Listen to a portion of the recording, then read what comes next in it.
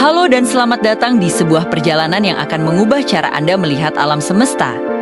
Kita akan menyelami kisah seorang jenius Albert Einstein dan teori revolusionernya yang meruntuhkan pemahaman klasik tentang ruang, waktu, dan gravitasi. Kebanyakan penemuan sains lahir di laboratorium yang penuh peralatan canggih. Namun, bagi Einstein, penemuan terbesarnya lahir hanya dari kursi kantornya di kantor paten. Melalui apa yang ia sebut sebagai gedanken eksperimen-eksperimen pikiran. Mari kita mulai pada tahun 1905 yang dikenal sebagai Annus Mirabilis atau Tahun Keajaiban Einstein. Saat itu, ia mempublikasikan 4 makalah yang mengguncang fisika, salah satunya adalah tentang relativitas khusus. Teori ini muncul karena adanya konflik antara hukum fisika Newton dengan elektromagnetisme Maxwell. Untuk menyelaraskannya, Einstein membuat 2 postulat yang sangat berani. Postulat pertama menyatakan, hukum fisika berlaku sama di semua kerangka acuan inersia, artinya hukum fisika akan tetap sama bagi semua pengamat yang bergerak dengan kecepatan konstan. Postulat kedua, dan yang paling radikal, adalah bahwa kecepatan cahaya di ruang hampa, sekitar 300.000 km per detik, adalah konstan bagi setiap pengamat. Tidak peduli seberapa cepat si pengamat itu bergerak, ini terdengar tidak masuk akal, bukan? Jika Anda mengejar mobil dengan kecepatan 100 km per jam, kecepatan relatif mobil itu terhadap Anda menjadi 0. Tetapi jika Anda mengejar cahaya, kecepatan cahaya terhadap Anda tetap sama, 300.000 km per detik. Untuk membuat postulat ini benar, Einstein menyadari bahwa waktu dan ruang harus menyesuaikan diri. Inilah yang melahirkan fenomena yang mengejutkan, dilatasi waktu dan kontraksi panjang.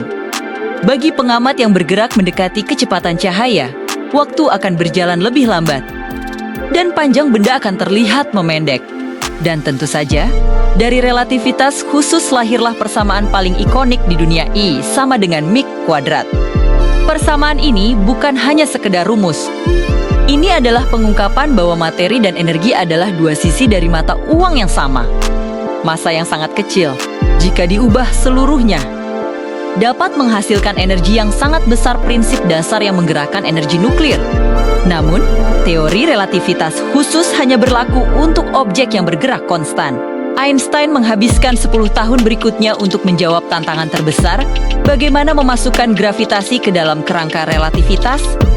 Hasilnya adalah relativitas umum yang ia publikasikan pada tahun ke-1915. Untuk memahami relativitas umum, lupakan semua yang Anda pelajari dari Newton tentang gravitasi sebagai gaya tarik misterius. Einstein memberikan gambaran yang jauh lebih elegan, ruang dan waktu tidaklah terpisah, melainkan terjalin menjadi satu kesatuan 4 dimensi yang ia sebut ruang-waktu. Dan inilah intinya, gravitasi bukanlah gaya, melainkan kelengkungan ruang waktu yang disebabkan oleh massa benda. Bayangkan selembar kain karet yang sangat elastis. Jika Anda menempatkan bola bowling di tengahnya sebagai matahari, kain itu akan melengkung ke bawah. Sekarang, jika Anda menggelindingkan kelereng di dekatnya sebagai planet, kelereng itu tidak tertarik oleh gaya dari bola bowling, melainkan hanya mengikuti jalur lengkungan yang diciptakan oleh bola tersebut. Demikianlah cara kerja alam semesta kita. Matahari melengkungkan waktu di sekitarnya, dan bumi hanya bergerak lurus di dalam lengkungan tersebut, menghasilkan orbit yang kita amati. Pada saat itu, teori ini dianggap sangat eksentrik dan sulit dibuktikan. Bagaimana kita bisa tahu ruang benar-benar melengkung? Jawabannya datang pada tahun ke-1019. Einstein memprediksi bahwa jika matahari melengkungkan ruang waktu, maka cahaya dari bintang yang lewat di dekat matahari akan terbelokkan.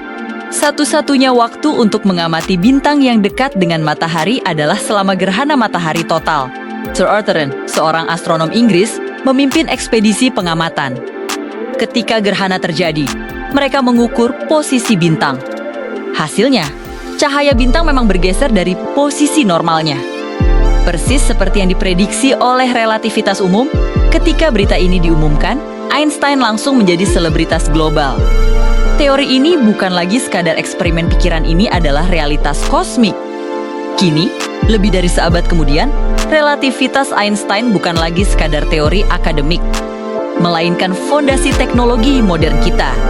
Ambil contoh yang paling akrab dengan kita, Globe System atau GIPS. Satelit GPS mengorbit bumi dengan kecepatan sekitar 14.000 km per jam.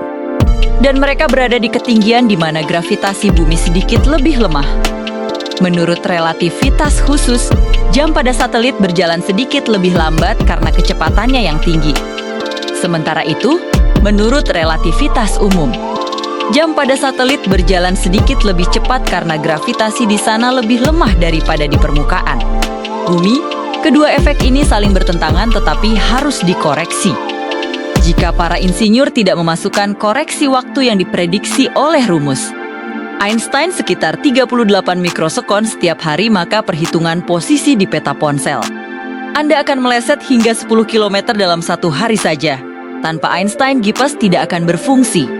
Selain GPS, relativitas umum juga memprediksi keberadaan lubang hitam dan meramalkan gelombang gravitasi. Riak di ruang waktu yang baru berhasil dideteksi secara langsung pada tahun ke-2015, kisah Albert Einstein adalah kisah tentang kekuatan imajinasi murni. Ia membuktikan bahwa dengan berpikir radikal, menantang asumsi lama, dan melakukan eksperimen pikiran, kita dapat menyingkap rahasia alam semesta yang paling fundamental. Einstein tidak hanya mengubah fisika, ia mengubah persepsi kita tentang apa artinya berada di ruang dan apa artinya berada dalam waktu. Terima kasih sudah menonton. Jika Anda menikmati perjalanan ini, jangan lupa untuk suka, berlangganan, dan sampai jumpa di video berikutnya.